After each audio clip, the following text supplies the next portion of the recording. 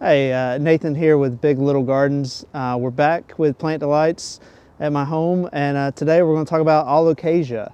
Um, Not the houseplant Alocasia that are becoming very popular nowadays. That's usually the small form. We're talking about the big boys. Plant Delights has a lot of really good options right now, and we're going to go over some of those and sort of how I grow them, and how I've observed other people grow them.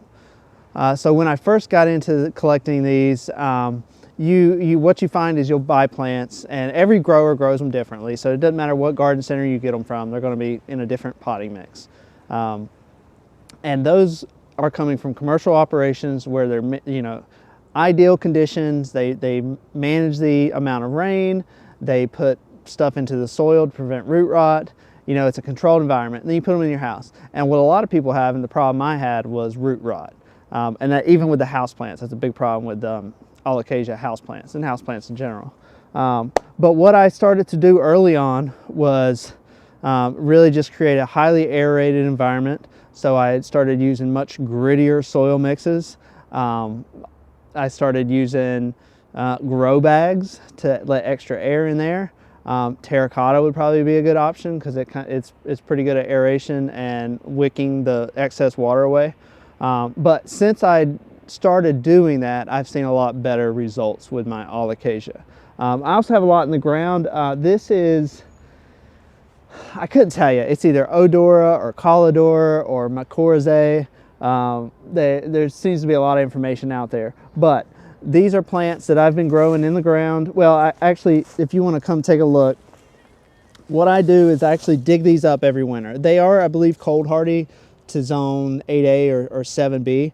But I like to keep this trunk that's on them, and every year that trunk gets bigger and bigger as the leaves get removed. So far we've got a pretty good sized trunk on this guy and his friends here. And as soon as I see the warnings for the first frost, I'll dig him up. What I'll do is I'll cut off probably most of the leaves. Maybe I'll leave 2 of them on there, and I'll stick it in the greenhouse. Sometimes they're just sitting in a pot. Sometimes they're, I put a little soil in there. I've got a friend in Virginia, and he actually grows the biggest elephant ears, Colocasia and Alocasia, that I've ever seen. He takes his Alocasia, he'll trim off all the leaves, all the roots, stick them on a shelf in his crawl space. Colocasia, he'll do the same thing, but he'll stick them in water, and he'll change that water out once a week, actually in his basement. But that's, when I put them in the ground, this is, how I grow them. They do like dappled light. If they get direct sun, probably no more than 5 or 6 hours a day, they really kind of it'll stunt their growth and make them yellow if they get full sun.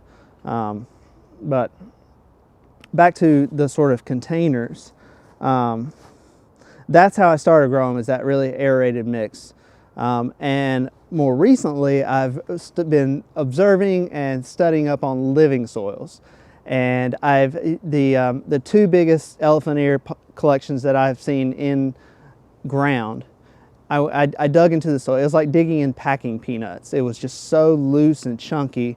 And what these fellows were doing were just throwing organic matter every fall, leaves and bark and whatever, and it piles up and the worms enjoy it.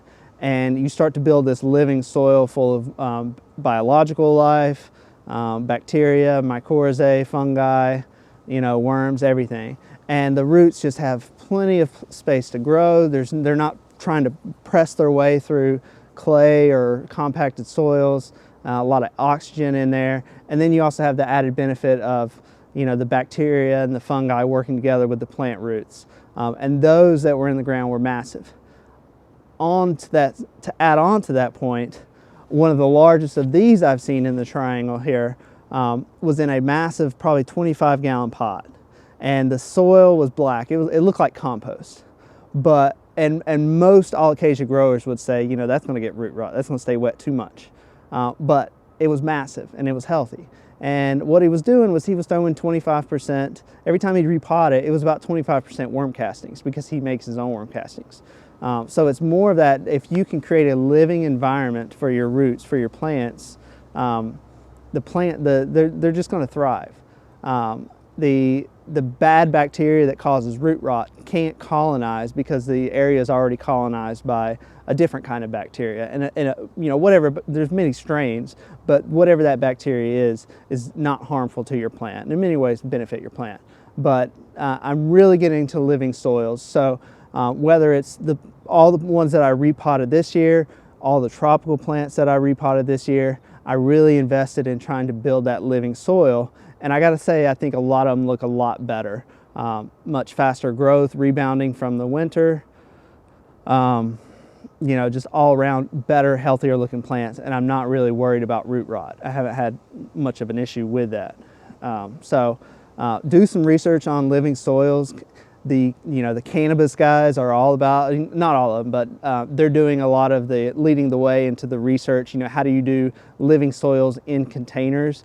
Because they're growing plants in their closet, but they're figuring out how do you do that.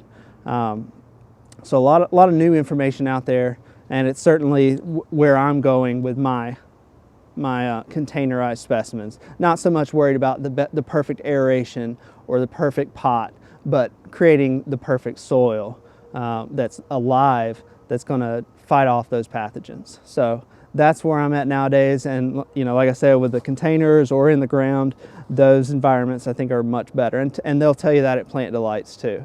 So just a few of the plants that I keep that I like a lot. This, I believe, is California.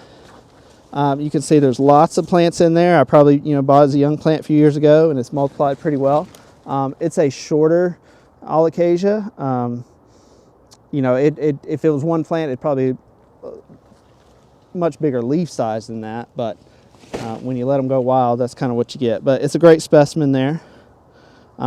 Regal shields, you're seeing this a lot in the houseplant industry, just because it's not cold hardy, I don't believe, at least not in zone 8, but you do get these beautiful dark leaves, and Regal shields is another really nice one. It also will have this trunking habit, so you kind of eventually you get some really unique looking specimens if you take good care of them.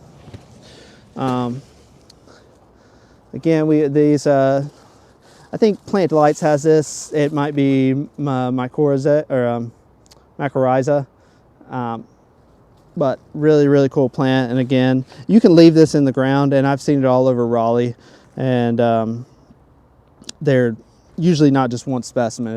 It's a bunch of them, and they create quite a show. This is a really cool one in the ground here. These are cold hardy. This is Portora or Portodora. Really neat texture, shape to it. And then over here, I know they've got this available. This is shock treatment. This sort of really neat curly leaf. I believe they're going to stop growing this one. So if you don't have it, you should order it. Dark Star, I believe, is this one. This is one that's in a grow bag. I could probably feed it a little bit more for better size. Another thing I'll do with Alocasia is I'll plant other plants in here. This is some sort of Tradescantia relative, and it'll sort of help that soil dry out a little better in between waterings. But if you create a living soil, I don't think you have to worry about water. This is a great one, Yellowtail. You've got some really neat variegation on there. This is probably starting to revert a little bit. Here's a nice leaf with some variegation left on it. You'll find that with variegated plants. Eventually the green ones will kind of take over, but really like Yellowtail. This is another little guy. I can't believe I'm forgetting the name of it. It might be Tiny Tank or something like that. But I think this is about as big as they get. And it's got some nice kind of curly leaf. It's got a really big trunk on it. It's a tough plant. It might be called Tiny Tank. But get that. I certainly love those. And when I put these in these containerized ones, when I put them in the greenhouse during the winter, I do let them stay pretty dry. just to, again, to prevent that root rot. And then these are, we looked at these already, but this is Portadora in a container. Nice big trunk on that. And then this is a multi-trunk, probably 3 plants in here. This is that original Calidora or Mycorrhiza that we looked at. Could be, I can't tell you which one's which. But I think I covered everything that I do with my Alocasia. Spider mites can be a little bit of an issue. I've heard one guy say spider mites, it's not a pest problem, it's a plant health problem. If your plants are not healthy, they're going to attract pests. I don't really have a lot of pest problems. It could be a combination of healthy plants, or there's always a bigger bug. Something's going to eat that bigger bug. So not much of a problem that I'm having, but keep an eye out for spider mites, because they can certainly decimate your Alocasia and Colocasia pretty quickly. Yeah, this is their Alocasia are really cool plants. At Plant Delights, if you go over there, they leave them in the ground all winter, so it's not just one plant like I have. It's a clump of plants, and they've got some beautiful ones to go check out. Architecture is a really cool one that they've got available right now that I just picked up a few. I'm looking forward to seeing what those do. And they leave them in the ground all winter. So plenty of cold hardy ones. You see them all over Raleigh, and they're not being babysat, so you can certainly stick them in the garden and let them do their thing, and you probably won't have a problem. So thanks for coming.